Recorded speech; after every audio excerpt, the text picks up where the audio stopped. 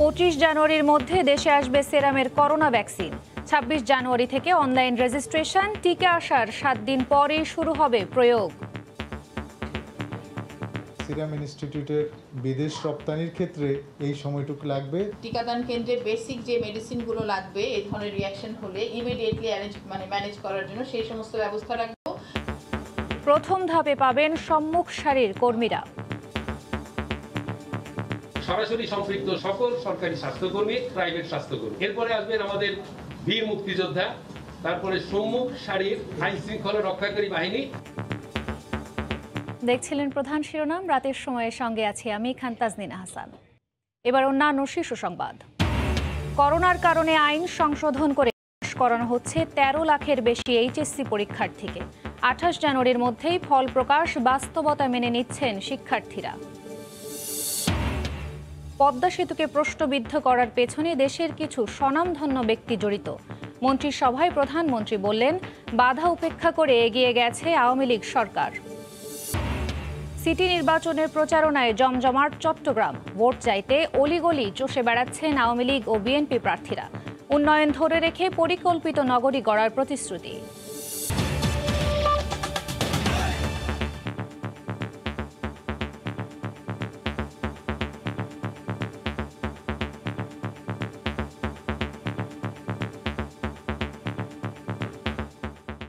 আগামী 25শে জানুয়ারির মধ্যে দেশে আসছে ভারতের সেরামের করোনার টিকা। ভ্যাকসিন হাতে পাওয়ার 1 সপ্তাহের মধ্যে প্রয়োগ শুরু করতে সব প্রস্তুতি নেওয়া হচ্ছে বলে জানিয়েছে স্বাস্থ্য অধিদপ্তর। বিকেলে অধিদপ্তরের পক্ষ থেকে এক সংবাদ সম্মেলনে আরও জানানো হয়, 26 জানুয়ারি থেকে শুরু হবে রেজিস্ট্রেশন প্রক্রিয়া। প্রথম দফায় দেয়া হবে 1.5 কোটি ডোজ ভ্যাকসিন। করোনার টিকা দেশে আসা নিয়ে সৃষ্ট ধ্রুমজল কেটে যাওয়ার পর বেশ গতি পায় অন্যান্য কার্যক্রম। করোনার টিকা প্রয়োগ বিধিমালায় চূড়ান্ত অনুমোদন দেয় স্বাস্থ্য মন্ত্রণালয়। কখন কাদের অগ্রাধিকার ভিত্তিতে দেয়া হবে টিকা সেটি জানাতে এবার স্বাস্থ্য অধিদপ্তরের আনুষ্ঠানিক সংবাদ সম্মেলন। সেখানে জানানো হয়, আগামী 21 থেকে 25শে জানুয়ারির মধ্যে ভারত থেকে দেশে আসবে সিরাম ইনস্টিটিউটের টিকা। প্রথম দফায় দেশে আসবে 50 লাখ ডোজ। দ্বিতীয় দফায় আসার আগ পর্যন্ত 25 লাখ করে 2 মাসে ব্যবহারের প্রস্তুতি থাকলেও নতুন সিদ্ধান্ত অনুযায়ী 50 লাখ ডোজই ব্যবহার করা হবে প্রথম মাসে। টিকা দেশে আসার 7 দিনের মধ্যে শুরু হবে প্রয়োগের কাজ। যারা আমাদেরকে ভ্যাকসিনটা সিরাম ইনস্টিটিউট থেকে এনে দিয়েছে তারা আমাদেরকে জানিয়েছে 21শে জানুয়ারি থেকে 25শে জানুয়ারির মধ্যে তারা ভ্যাকসিনটা যে কোনো দিন নিয়ে আসতে পারবে। এটা সিরাম ইনস্টিটিউটের এই দেশ রপ্তানির ক্ষেত্রে যে সমস্ত আইন কানুন আছে সেটা করতে তাদের এই সময়টুকু লাগবে। প্রথম দফায় আসার টিকা পাওয়ার ক্ষেত্রে অগ্রাধিকার পাবে স্বাস্থ্যকর্মী সহ সম্মুখভাগের যোদ্ধারা। এর মধ্যে সরকারি জরুরি কাজে নিয়োজিতদের পাশাপাশি রয়েছেন আইন শৃঙ্খলা বাহিনী, জনপ্রতিনিধিরাও। গুরুত্ব দেওয়া হবে বয়স্ক ব্যক্তিদেরও। 6 ধাপে হবে টিকা দেওয়ার শুরু থেকে শেষ পর্যন্ত 2 মাসের কার্যক্রম। 26শে জানুয়ারি থেকে শুরু হবে রেজিস্ট্রেশনের এই প্রক্রিয়া। প্রথমে 25 লাখ দেওয়ার কথা ছিল, কিন্তু আমরা প্রথমে 1 কোটি মানুষকে কিভাবে দেওয়া যায়, যেহেতু আমরা একটা সায়েন্টিফিক তথ্য পেয়েছি যে 8 সপ্তাহ থেকে 12 সপ্তাহ পর্যন্ত যাওয়া যায়, সেটা বিচার বিশ্লেষণ করে ন্যাশনাল ইমিউনাইজেশনের যে অ্যাডভাইজারি কমিটি আছে তাদের কাছ থেকে পরামর্শ নিয়ে আমরা আমাদের এই প্ল্যানটা অলরেডি পরিবর্তন করেছি। টিকার জন্য এর মধ্যে জেলা উপজেলায় সংরক্ষণাগার তৈরির কাজ চলছে। যে কোনো পার্শ্ব প্রতিক্রিয়া রোধে কাজ করবে ভ্রাম্যমাণ মেডিকেল টিম। ইহসান জুয়েল, সময় সংবাদ, ঢাকা। করোনাকালের বিড়ম্বনায় পড়া উচ্চ মাধ্যমিক শিক্ষার্থীদের অটোপাসের বৈধতা দিতে এবার আইন সংশোধন করল সরকার। সকালে প্রধানমন্ত্রী শেখ হাসিনার সভাপতিত্বে অনুষ্ঠিত মন্ত্রিসভার বৈঠকে এ আইনে সংশোধনী দেওয়ার ফলে ফল প্রকাশে আর কোনো অধ্যাদেশ জারি করবে না সরকার। বৈঠক শেষে মন্ত্রিপরিষদ সচিব জানান, 28 জানুয়ারির মধ্যেই প্রকাশিত হবে উচ্চ মাধ্যমিকের ফল। শিক্ষামন্ত্রী জানিয়েছেন, শীতকালীন অধিবেশনের শুরুর দিনেই উত্থাপিত হবে নতুন এ আইন। করোনা মহামারীর ছোবলে বহির্বিশ্বের মতো বিপর্যস্ত হয়ে আছে দেশের শিক্ষা ব্যবস্থা। প্রায় 1 বছর ঘরবন্দি শিক্ষার্থীদের এখন পাঠ গ্রহণের অন্যতম মাধ্যম অনলাইন প্ল্যাটফর্ম। কিন্তু সংক্রমণের আতঙ্কে সরকার এইচএসসি পরীক্ষা আয়োজন করতে পারেনি দেশের 13 লাখের বেশি শিক্ষার্থীর জন্য। এই যারা বিভাগ পরিবর্তন করে পরীক্ষা ছাড়াই সরকার যখন অটো পাসের সিদ্ধান্ত নিয়েছিল, তখনও জটিলতা তৈরি হয় ফল প্রকাশের আনুষ্ঠানিকতা নিয়ে।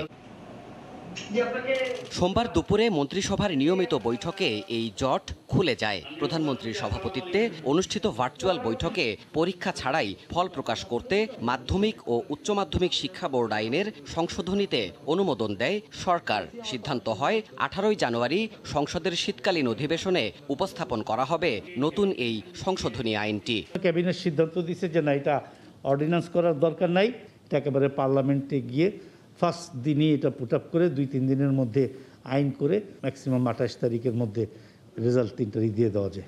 নতুন সংশোধনীতে দুর্যোগকালীন সময়ে পরীক্ষা নিতে না পারলে মূল্যায়ন বা ফলাফল দেওয়ার বিধান যুক্ত হচ্ছে। আইনটা পাশ হবে এই সংসদে, যেদিন পাশ হয়ে যাবে তারপরে আমাদের গেজেট বিজ্ঞপ্তির জন্য 1 দিন বা 2 দিন হয়তো সময় লাগবে, তারপরে একদম পরের দিনই তাহলে আমরা ফলাফল দিয়ে দিতে পারবো। এদিকে পরীক্ষা ছাড়া ফল প্রকাশ মাধ্যমিক ও উচ্চ মাধ্যমিক শিক্ষা বোর্ড আইনের সঙ্গে সাংঘর্ষিক দাবি করে এ বিষয়ে আগেই নজর দেওয়া উচিত ছিল বলে মনে করছেন শিক্ষাবিদরা। পাবলিক পরীক্ষার অ্যাক্টের সাথে যে এই সিদ্ধান্তটা সাংঘর্ষিক, এটা যারা নীতি নির্ধারক ছিলেন তারা ধরতে পারেননি। আর ধরতে পারেননি বলেই ফল প্রকাশের সময় এসে এই সমস্যাটা তাদেরকে ফেস করতে হচ্ছে। এটা খুবই দুঃখজনক। এভাবে ফল প্রকাশ হলে শিক্ষার্থীদের উপর বিরূপ প্রভাব পড়ার আশঙ্কাও করছেন তারা। দেবাশিস রায়, সময় সংবাদ, ঢাকা। স্বপ্নের পদ্মা সেতু বাস্তবায়নের পথে এদেশেরই কিছু মানুষ বাধা দিয়েছিল উল্লেখ করে প্রধানমন্ত্রী শেখ হাসিনা বলেছেন, সামান্য একটা ব্যাংকের এমডি পদে থাকতে দেশের এত বড় উন্নয়নের বিরোধিতা করা দুর্ভাগ্যজনক। সকালে মন্ত্রিপরিষদ বৈঠকের শুরুতেই সূচনা বক্তব্যে একথা বলেন শেখ হাসিনা। তিনি বলেন, শত বাধা উপেক্ষা করে শুধু পদ্মা সেতু নয়, পুরো দেশকেই সার্বিকভাবে এগিয়ে নিচ্ছে আওয়ামী লীগ সরকার। 6.15 কিলোমিটার দৈর্ঘ্যের একটি সেতুকে ঘিরে বাংলাদেশ এখন স্বপ্ন দেখছে সমৃদ্ধির নতুন স্তরে উন্নীত হওয়ার। কোটি মানুষের আশা ভরসার এই মেগা প্রকল্প বাস্তবায়নে মোকাবিলা করতে হয়েছিল দেশি বিদেশি ষড়যন্ত্র আর চরম আর্থিক অনিশ্চয়তা। সব বাধা অতিক্রম করে এই প্রকল্প যখন মাথা তুলে দৃশ্যমান হয়েছে, তখন আবারও আলোচনায় পদ্মা সেতুর বাস্তবায়ন ইস্যু। সোমবার সকালে অনুষ্ঠিত নতুন বছরের প্রথম মন্ত্রিসভা বৈঠকের সূচনা বক্তব্যে এ নিয়ে কথা বলেন প্রধানমন্ত্রী। তিনি জানান, কোনো বিরোধিতাই কাজে আসেনি। এটাই হচ্ছে সবথেকে দুর্ভাগ্যের বিষয় যে সামান্য একটা ব্যাংকের এমডির পদের লোভে দেশের সার্বিক উন্নয়নের একটা বিরাট যে সুযোগ পদ্মা সেতু, সেই পদ্মা সেতুটাই বন্ধ করার ব্যবস্থা নিয়েছিল। এই আঘাতটা আমাদের উপর এসেছিল, আমরা হতাশ হইনি, চ্যালেঞ্জ হিসেবে নিয়েছিলাম। আজকে সেটা বাস্তবে রূপ পেয়েছে।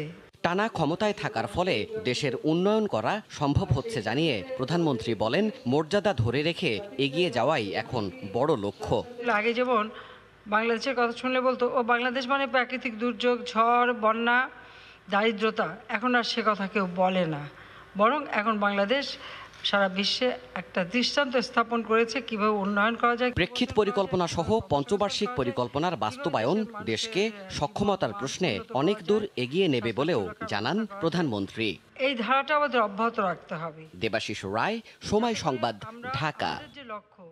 প্রধানমন্ত্রী পদ্মা সেতু নির্মাণে নানা বাধার কথা উল্লেখ করেছেন। দেখে নেব কি ছিল সেই বাধাগুলি। স্বপ্নের পদ্মা সেতু বাঙালির সক্ষমতা আর গর্বের স্মারক হয়ে দাঁড়িয়ে আছে 6.15 কিলোমিটারের স্থাপনা। তবে সেতুর অবয়ব দাঁড়ালেও পাড়ি দিতে হয়েছে নানা অনাকাঙ্ক্ষিত অধ্যায়। $120 কোটি ঋণ চুক্তি হয়ে যাওয়ার পরও 2012 সালে দুর্নীতির অভিযোগ তুলে হঠাৎ প্রকল্প থেকে সরে দাঁড়ায় বিশ্বব্যাংক। নানা চেষ্টায়ও শেষ পর্যন্ত আর ফেরানো যায়নি বিশ্বব্যাংককে।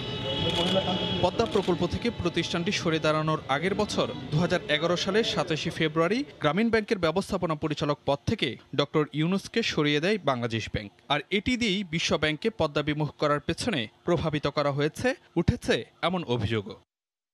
পদ্মা সেতু থেকে বিশ্বব্যাংক সরে দাঁড়ানোর পর নানা সমালোচনা আর কটাক্ষে প্রকল্প কাজকে বিদ্ধ করেছে বিএনপি। পিছিয়ে ছিল না সুশীল সমাজও। পত্রপত্রিকাতেও প্রকাশিত হতে থাকে নেতিবাচক নানা খবর। শেষমেশ বাধ্যতামূলক ছুটিতে যেতে হয় প্রধানমন্ত্রীর অর্থ উপদেষ্টাকে। 1.5 মাস জেল খাটেন সেতু সচিব। আর 2012 সালের 5 জানুয়ারি পদত্যাগী করতে হয় তখনকার যোগাযোগ মন্ত্রীকে।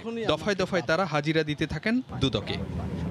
কিন্তু কল্পিত সব অভিযোগ মিথ্যা প্রমাণিত হতে সময় লাগেনি। কানাডার আদালতই 2017 সালে রায় দেন দুর্নীতি হয়নি পদ্মা প্রকল্পে।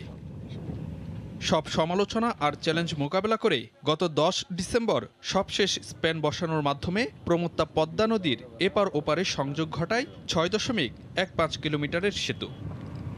ফারুক ভিয়া, রবিন, সময় সংবাদ, ঢাকা।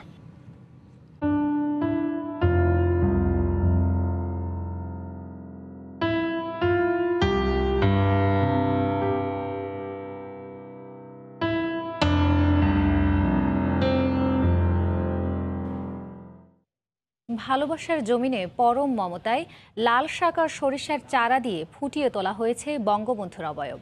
শৈল্পিক কৃষক আব্দুল কাদিরকে নিয়ে রিপোর্ট থাকছে সংবাদের শেষাংশে।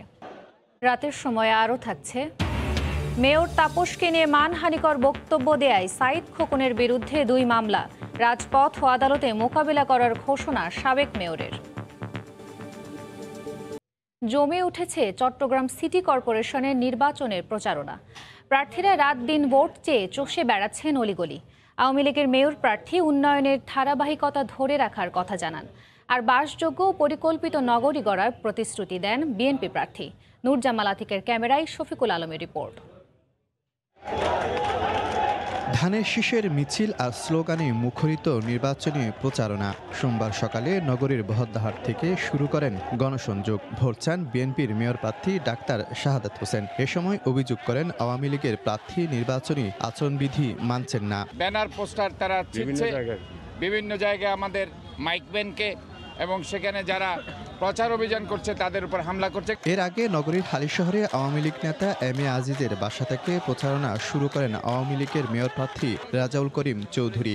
করেন গণসংযোগ, ভোট চেয়ে বিতরণ করেন লিফলেট, দেন নানা উন্নয়নের প্রতিশ্রুতি। জননেত্রী শেখ হাসিনা আজকে দেশকে কোথায় উচ্চ মর্যাদায় নিয়ে গিয়েছেন। চট্টগ্রামের প্রতি ওনার যথেষ্ট নজর রয়েছে।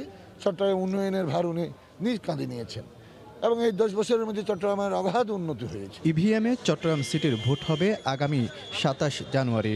ভোটার 19 লাখের বেশি। শফিকুল আলম, সময় সংবাদ, চট্টগ্রাম। সারা দেশের সরকারি মাধ্যমিক স্কুলে ভর্তিতে লটারির ফল প্রকাশ করা হয়েছে।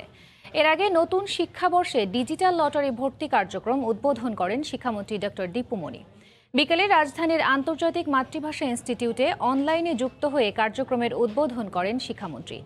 এবারই প্রথম কেন্দ্রীয়ভাবে ডিজিটাল লটারিতে ভর্তি কার্যক্রম অনুষ্ঠিত হয়। অন্যান্যবার শুধু প্রথম শ্রেণীর ভর্তিতে লটারি হলেও এবার নবম শ্রেণী পর্যন্ত লটারির মাধ্যমে ভর্তি করা হচ্ছে।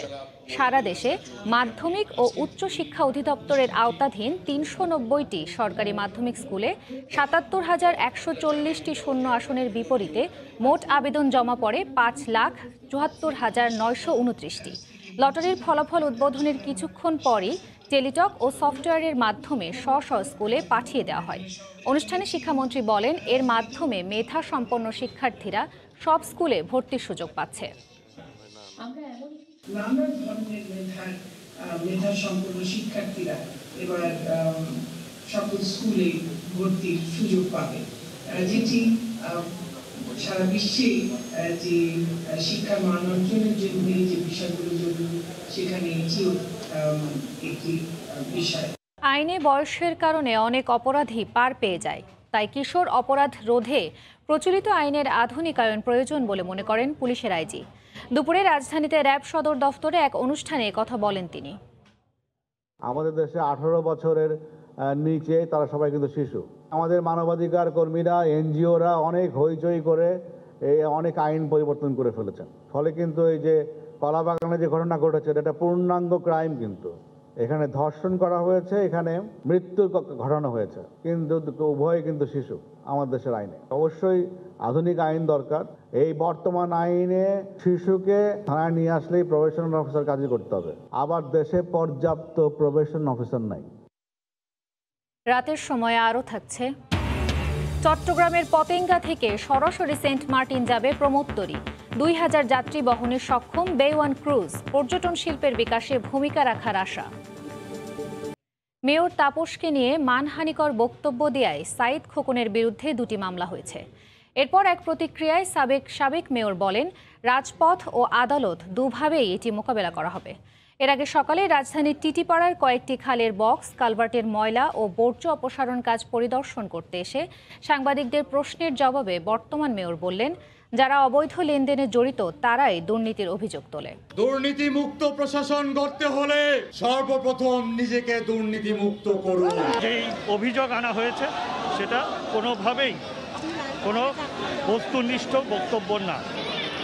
এ অবস্থায় সোমবার সকালে রাজধানীর কমলাপুর টিটিপাড়ার কয়েকটি খালের বক্স কালভার্টের ময়লা ও বর্জ্য অপসারণ কাজ পরিদর্শন করতে এসে সাংবাদিকদের প্রশ্নের জবাবে দক্ষিণের মেয়র তাপস জানান, সাবেক মেয়র ব্যক্তিগত আক্রোশ থেকে তার বিরুদ্ধে নানা মানহানিকর বক্তব্য দিচ্ছেন। এ ব্যাপারে সাবেক মেয়রের বিরুদ্ধে মানহানির মামলা করারও হুঁশিয়ারি দেন তিনি। এখন তিনি পুরো দোষ আমার উপর চাপানোর চেষ্টা করছে। অবশ্যই মানহানিকর বক্তব্য তিনি দিয়েছেন এবং আমি এটার ব্যাপারে ব্যবস্থা অবশ্যই নিতে পারি। মেয়রের এই বক্তব্যের ঘণ্টা তিনেক পরই সাবেক মেয়র সাঈদ খোকনের বিরুদ্ধে ঢাকা মহানগর হাকিম রাজেশ চৌধুরীর আদালতে দুটি মামলা দায়ের করা হয়। জনাব ব্যারিস্টার শেখ ফজলুর তাপসের বিরুদ্ধে যে মানহানিকর একটি বক্তব্য রাখছে তার বিরুদ্ধে আমরা দায়ের করেছি। মামলার প্রতিক্রিয়ায় সাঈদ খোকন জানান, তিনি আইনি লড়াইয়ের পাশাপাশি এর বিরুদ্ধে রাজপথেও সোচ্চার থাকবেন। আইনি মোকাবেলার পাশাপাশি রাজপথের দেনা পাওনার হিসেব হবে ইনশাল্লাহ। এর আগে মেয়র তাপস সম্পর্কে সাঈদ খোকনের বক্তব্যের প্রতিবাদে বিক্ষোভ মিছিল ও সংক্ষিপ্ত সমাবেশ করেন বঙ্গবন্ধু আইনজীবী পরিষদ। মৌসুম ইসলাম, সময় সংবাদ, ঢাকা। ৩৬০০ কোটি টাকা আত্মসাৎ ও পাচারের ঘটনায় পিকে হালদারের মা সহ সন্দেহভাজন ২৫ ব্যক্তি যাতে দেশ ছাড়তে না পারে সেজন্য ইমিগ্রেশনকে সতর্ক করে চিঠি দিয়েছে সরকার। চিঠিতে ২৫ ব্যক্তির পরিচয়, ঠিকানা সহ প্রয়োজনীয় তথ্য ইমিগ্রেশনকে সরবরাহ করা হয়েছে।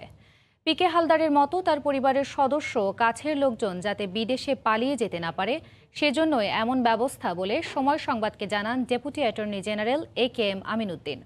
তিনি বলেন, তালিকায় নাম থাকা ওই ২৫ জনের কাছ থেকে পিকে হালদারের হাজার কোটি টাকা অর্থ আত্মসাৎ ও পাচারের গুরুত্বপূর্ণ তথ্য পাওয়া যাবে। গত ৫ জানুয়ারি হাইকোর্ট পিকে হালদারের মা লীলাবতী হালদার, বাংলাদেশ ব্যাংকের সাবেক ডেপুটি গভর্নর SK সুর সহ ২৫ জনের দেশ ত্যাগে নিষেধাজ্ঞা দেন। প্রায় ৬,০০০ গ্রাহকের ৩,৫০০ কোটি টাকা পাচার করে বিদেশে পলাতক পিকে হালদারের বিরুদ্ধে ইতোমধ্যে রেড অ্যালার্ট জারি করেছে ইন্টারপোল। তাকে দেশে ফিরিয়ে এনে বিচার করার চেষ্টা করছে সরকার। পিকে হালদার সম্পর্কে এবং এই অর্থ আত্মসাতের বিষয়ে মানে পিকে হালদার কোন দেশে আছে সেই খোঁজ খবর নেওয়ার জন্য এই ২৫ জনের কাছে তথ্য পাওয়া যাবে এবং অনেকে এর সাথে জড়িত থাকতে পারে অর্থ আত্মসাতের ক্ষেত্রে। সে কারণে ওনারা ২৫ জনের তালিকা দিয়েছেন, তারা যাতে বিদেশে পালিয়ে যেতে না পারে। চট্টগ্রামের পতেঙ্গা থেকে প্রবাল দ্বীপ সেন্ট মার্টিনের উদ্দেশ্যে চালু হতে যাচ্ছে প্রমোদতরী বে ওয়ান ক্রুজ।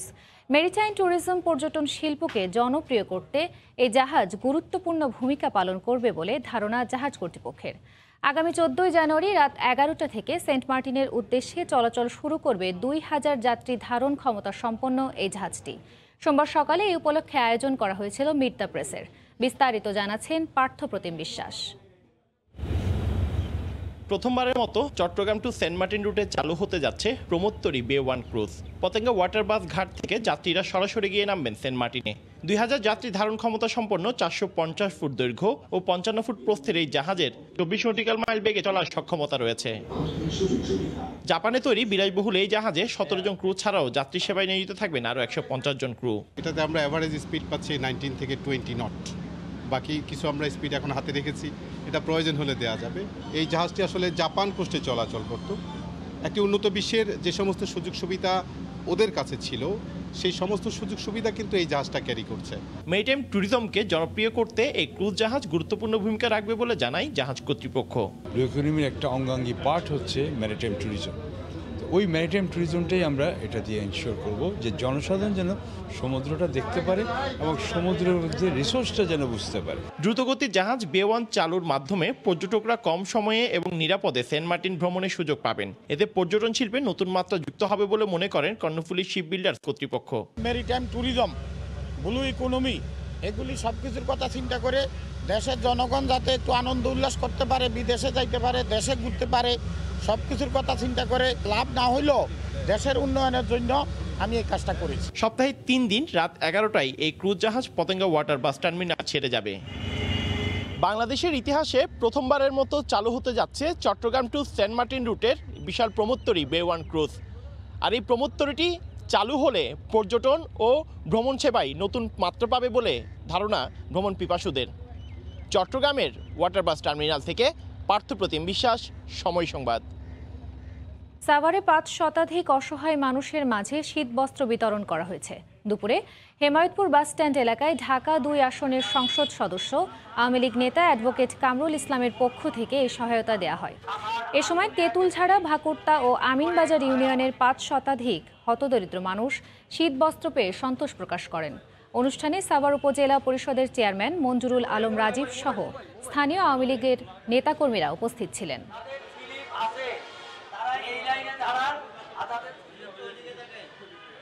শীতের লেগে কষ্টে ঘুমাতে পারিনি, আমাদের কম্বল দিচ্ছে কামরুল সাহেবে, এর জন্য আমরা অনেক সন্তুষ্ট। আমাদের অভিভাবক ঢাকা ২ আসনের মাননীয় সংসদ সদস্য বীর মুক্তিযোদ্ধা অ্যাডভোকেট কামরুল ইসলামের পক্ষ থেকে শীতার্ত মানুষের মাঝে কম্বল এবং সোয়েটার বিতরণ করছি। তেঁতুলঝাড়া ইউনিয়ন, ভাকুরতা ইউনিয়ন, আমিনবাজার ইউনিয়নে আমরা হাজার হাজার মানুষের মধ্যে ত্রাণ বিতরণ করেছি। দেশের বাইরের খবর। ইতিহাসের ভয়াবহ তুষার ঝড়ের কবলে পড়েছে জাপানের উত্তরাঞ্চল। ২৪ ঘন্টায় রেকর্ড ৮৮ সেন্টিমিটার পর্যন্ত তুষারে ঢেকে যায় দেশটির তোয়ামা শহর। এদিকে গেল কয়েকদিন ধরেই ঝোড়ো হাওয়া আর টানা তুষারপাত চলতে থাকা স্পেনের অবস্থার আরও অবনতি হয়েছে। শুভ্র বরফে ঢাকা পড়েছে পথঘাট। তীব্র শীতে জবুথবু অবস্থা সবার। তাপমাত্রা শূন্যের অনেক নিচে অবস্থান করায় তুষারপাতের নতুন রেকর্ড গড়েছে জাপান। রোববার ইতিহাসের অন্যতম তীব্র তুষার ঝড়ের কবলে ঢাকা পড়ে দেশটির উত্তরাঞ্চলীয় নাগাতা, তোয়ামা, ইশিকাওয়া, ফুকুই সহ কয়েকটি শহরের রাস্তা। গেল ২ দিনে ৮৮ সেন্টিমিটার পর্যন্ত তুষারপাত হয় এসব এলাকায়। ১,০০০-এর বেশি যানবাহন বরফে আটকা পড়ায় স্থবির অবস্থার সৃষ্টি হয় সড়কগুলোতে। পরে বরফ কেটে কেটে যানবাহন সরানোর ব্যবস্থা করা হয়। আগামী কয়েকদিনে তাপমাত্রা আরও নিচে নেমে পরিস্থিতির অবনতি হতে পারে বলে আশঙ্কা করছে কর্তৃপক্ষ। অব্যাহত তুষারপাতে থমকে গেছে স্পেনের রাজধানী মাদ্রিদ শহরের জনজীবনও। রোববারও গুরুত্বপূর্ণ রাস্তাগুলোতে যান চলাচল বন্ধ থাকে তুষারপাতের কারণে। শুক্রবার থেকে মাদ্রিদের বাজারাস বিমানবন্দর বন্ধ রাখা হয়েছে। এতে ভোগান্তিতে পড়েছেন শতাধিক পর্যটক। আসছে সপ্তাহে তাপমাত্রা -11 ডিগ্রি সেলসিয়াসে নেমে আসতে পারে বলে পূর্বাভাস দিয়েছে আবহাওয়া দপ্তর। এ অবস্থায় দুর্যোগপূর্ণ এলাকাগুলোতে জরুরি প্রয়োজন ছাড়া বাসিন্দাদের ঘর থেকে বাইরে না বের হওয়ার নির্দেশ দিয়েছে স্পেন সরকার। সৃষ্টি ঘটক, সময় সংবাদ।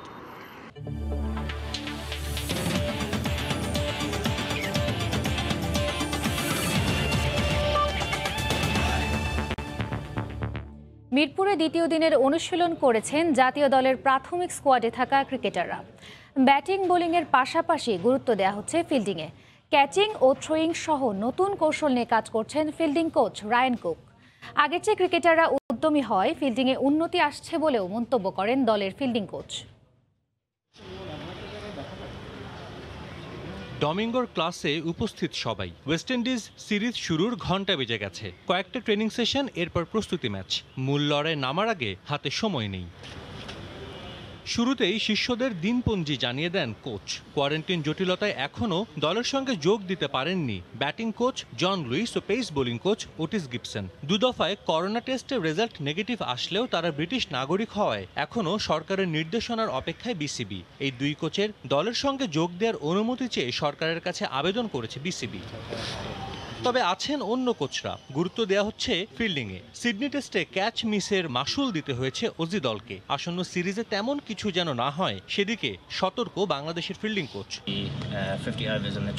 ওয়ানডে বা টেস্ট যে ফরম্যাটই খেলা হোক, ফিল্ডিং সবখানেই একটা ব্যবধান গড়ে দেয়। গুরুত্ব সব ক্রিকেটেই সমান এবং খেলার ফলেও এটার প্রভাব থাকে। ওয়ানডেতে পুরো 50 ওভারই চাপের মধ্যে থেকে ক্যাচিং, থ্রোয়িং, গ্রাউন্ড ফিল্ডিং করতে হয়। সেই চ্যালেঞ্জ সবাইকে নিতে হয়। অতীতে বাংলাদেশের ফিল্ডিং অনেক সময়ই হয়েছে প্রশ্নবিদ্ধ, যার জবাব দিতে হয়েছে কুককে। তবে এখন ছেলেদের নিয়ে বেশ উচ্চাশা এই প্রোটিয়ার। খেলোয়াড়রা ফিল্ডিংয়ে অনেক গুরুত্ব দিচ্ছে। তারা স্বপ্রণোদিত হয়ে ফিল্ডিংয়ের নানা কাজ করছে। তবে ফিল্ডিংয়ের বিভিন্ন কৌশল নিয়ে এখনো কাজ বাকি আছে, বিশেষ করে ক্যাচিং। এখন ফিল্ডিং নিয়ে সবার মধ্যে যে উদ্যম দেখছি, আশা করছি তাতে আগামী বছরগুলোতে তারা ফিল্ডিংয়ে আরও উন্নতি করবে। সাজিদ মুস্তাহিদ, সময় সংবাদ, ঢাকা। ময়মনসিংহের কৃষক আব্দুল কাদিরের ভালোবাসার জমিনে লাল শাক আর সরিষার চারাগুলো পরিপূর্ণ হওয়ার সঙ্গে সঙ্গে স্পষ্ট ও নান্দনিক হয়ে উঠেছে পরম মমতায় আঁকা বঙ্গবন্ধুর অবয়ব। এখন দূর থেকেই বোঝা যায় বাংলাদেশের স্থপতির প্রতিকৃতি। টকটকে লাল শাকগুলো যেন জ্বলজ্বল করছে ইতিহাসের অংশ হয়ে। উঁচু টাওয়ারে উঠে দেখলে মনে হয় যেন ফসলের মাঠে শৈল্পিক কৃষক কাদিরের রবি শস্যে থ্রিডিং পেইন্ট। হারুনুর রশিদের রিপোর্ট।